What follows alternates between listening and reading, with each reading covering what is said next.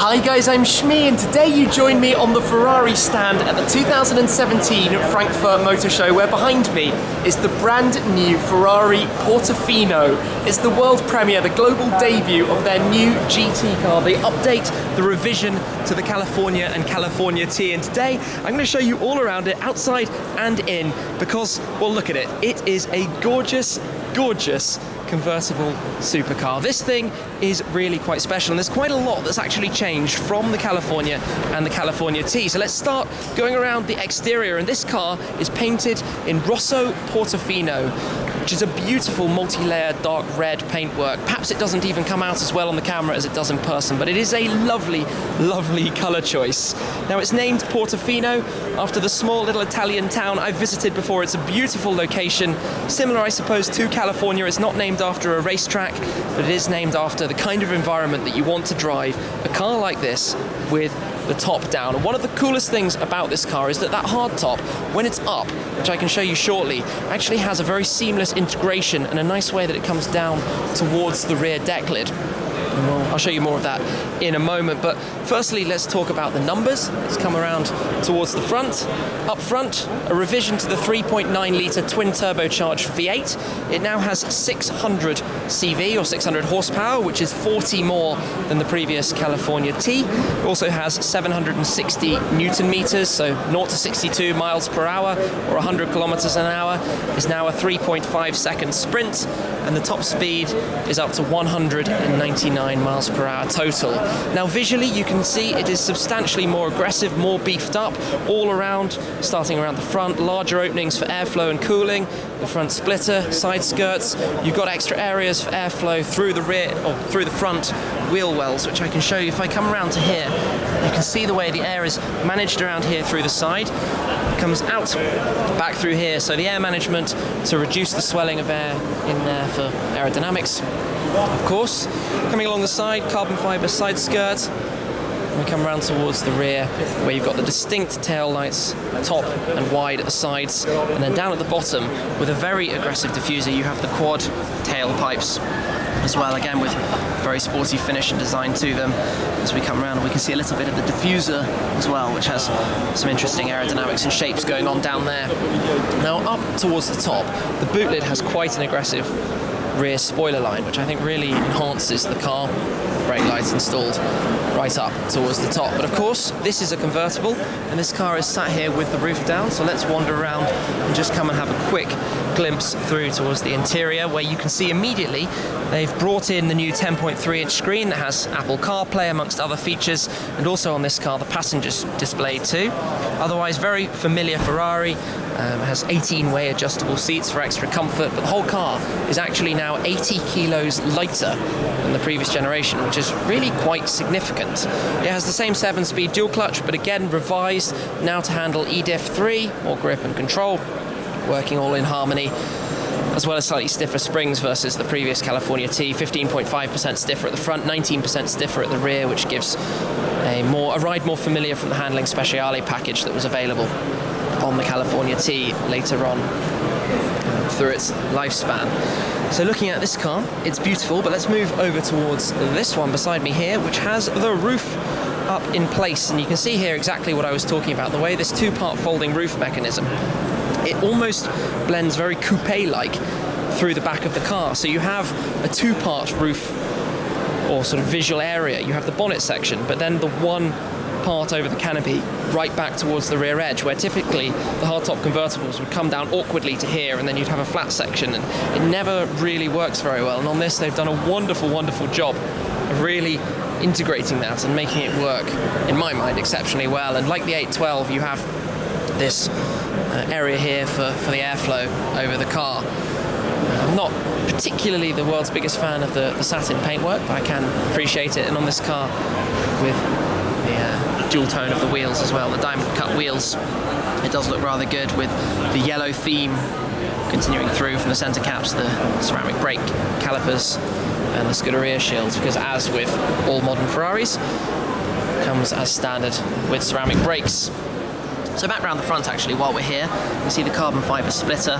The larger openings give it this, I guess, almost bigger mouth, but more airflow through the car for cooling of the engine. The headlights are now shaped and reminiscent of the 488 GTB and the 812 Superfast. This L shape that curves around, which gives it more poise and positioning, and the bonnet with the bulge up through the centre and the two intakes, the two ducts on the top, just gives it a little bit more aggression as well.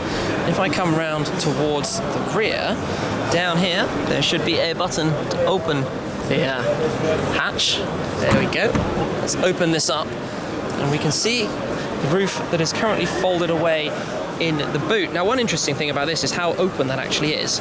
And this is the first Ferrari that doesn't come with a fitted luggage set as an option, because this space back here is perfectly shaped for two standard carry-on size luggage pieces. So you can fit your two bags, one on each side, with, I guess, some briefcases or small luggage on top, underneath the roof when you've got it folded back, and it's quite easily accessible, which is very clean and tidy as well.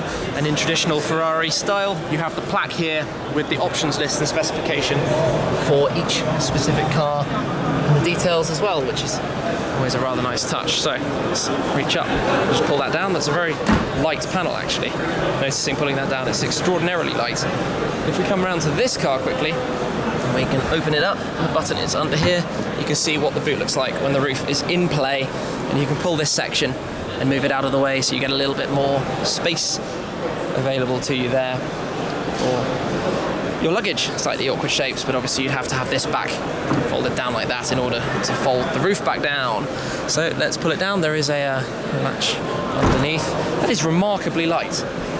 Biggest observation for me of the car so far, but this one I'm going to jump in and show you on the inside quickly. So we can see in here, so new seats, as I mentioned, that have significantly more adjustability. If we just step in and take a look around here, oh, we've got the radio on. Let's just mute that for a second.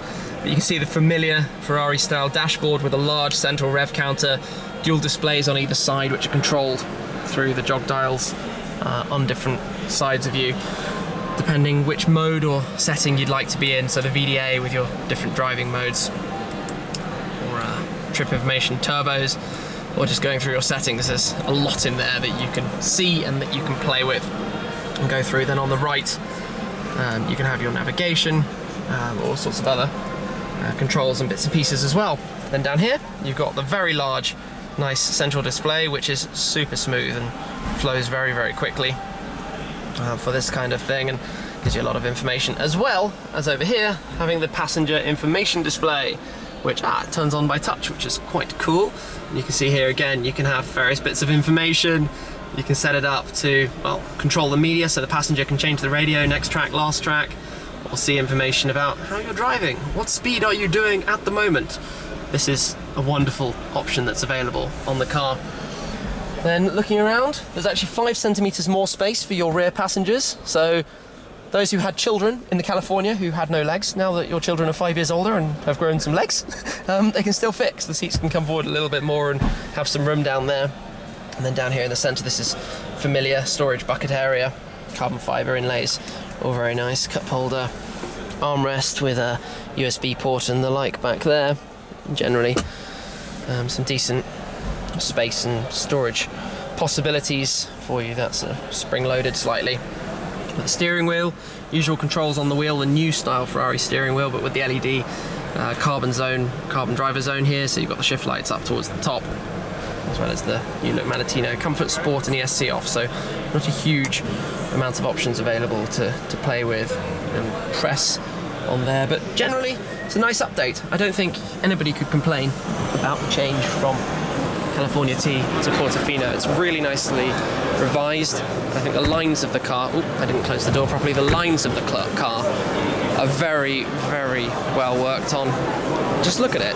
When you come at it from this angle, I think it's a really, really smart car.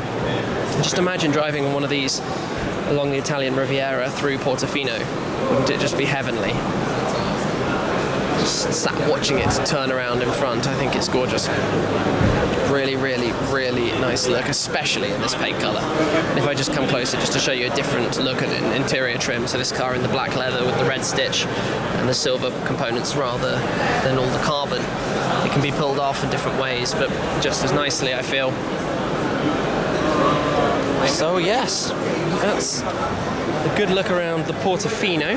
While we're here, I'll just spin my camera and have a quick look at the other members of the family. So Ferrari in the GT category, you also have the GTC4 Lusso.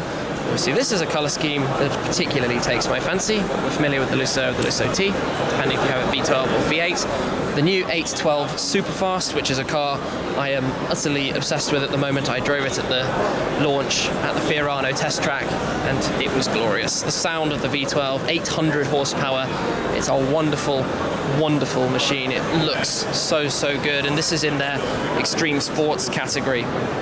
So this, along with the 488 GTB that's at the far end, very much in a different category, the two-seater cars rather than the 4 or 2+2 style, but wonderful machine. And then if I wander down back towards the other end of the stand here, past the two Portofinos, I'll come around the back.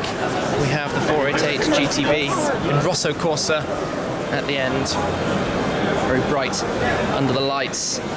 But of course, again, with a derivative of the 3.9 litre twin turbocharged V8, lurking in there, 670 horsepower in the 488 GTB. So, a very nice display on the Ferrari stand, also supported by the Formula 1 car right there, which is always fun to have a look at.